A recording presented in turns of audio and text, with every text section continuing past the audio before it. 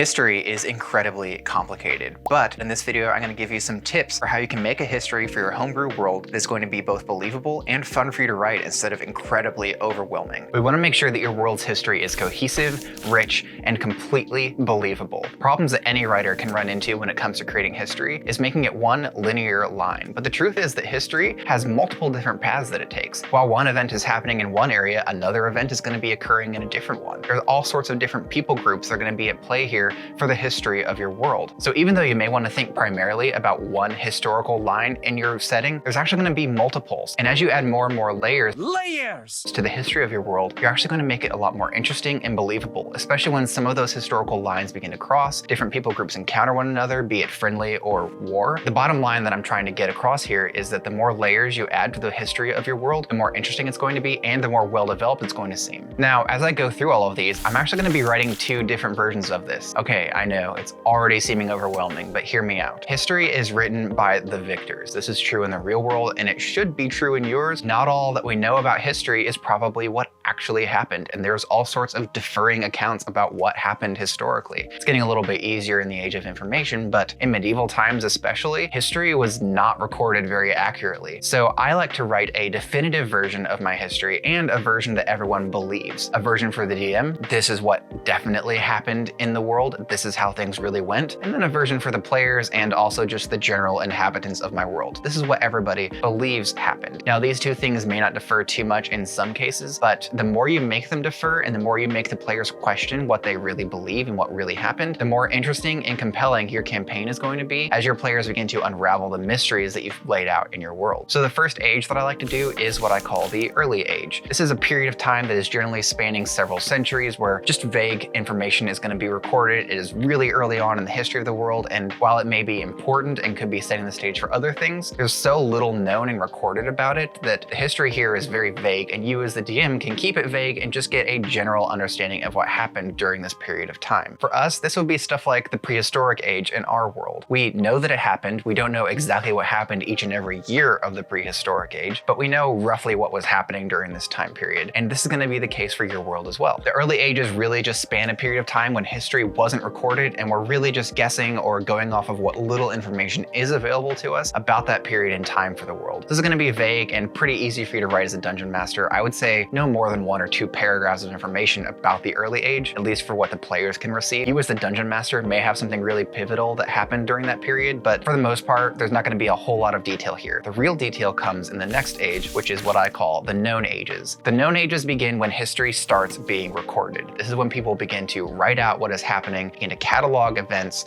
and that is information that the players will then have at their disposal. Whether the information is accurate or not is going to be up to you as a dungeon master. This is a period of time when it is known what was happening at the time, at least to a degree, even if stories have changed and shifted like a game of telephone as the years have gone on. It's not going to just be one group of people recording history. Especially when it comes to war and conflict, the two different sides are going to have their own scribes that are recording what's happening and what's starting it. Almost no one views themselves as the bad guy, so when you look at these historical records, the accounting of what happened and how things occurred and what the purposes of the war were are going to differ from one another. People are going to view the conflict differently, and it's really going to come down to personal ideas, ideologies, and what information is available to you when it comes to how you view these periods of time. The last age that I'm going to talk about is the current age. The current age is what is happening right now in your world. This is what players are going to know is occurring at this exact moment. Now, it's pretty likely that everyone in your world is going to know what's happening on a surface level in the world at the moment. They're going to know there's a war, and the war is taking place in this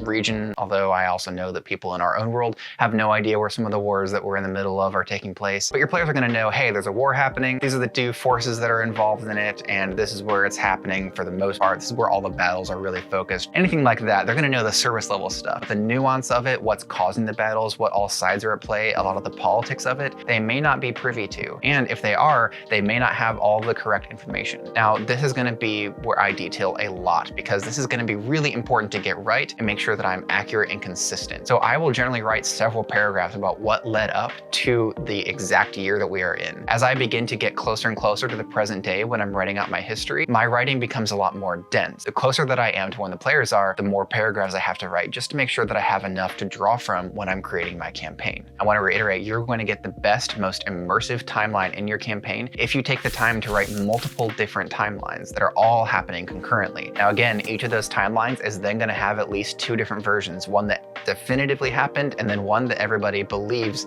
happened. For this campaign, I'm actually going to write 3 different historical timelines that are all happening in conjunction with one another. One of them is going to be regarding the natives to Elsewhere, the people who are here before everyone else. The other timeline will focus on the colonizers of Elsewhere, and then the third is going to be about the gods of Elsewhere who move around all these different people on the continent like pawns in a chess game. If you want to see an example timeline that I created for this campaign, then you may want to check out the blog post in my description. In the next video, I'm going to be talking about the politics of your world and how you can develop those. If you're interested in seeing that, make sure that you subscribe. While you're waiting for that, you may want to zoom in on the world and take a closer look at an individual settlement of your campaign. If you want to do that, there's a video over here that's going to help you out.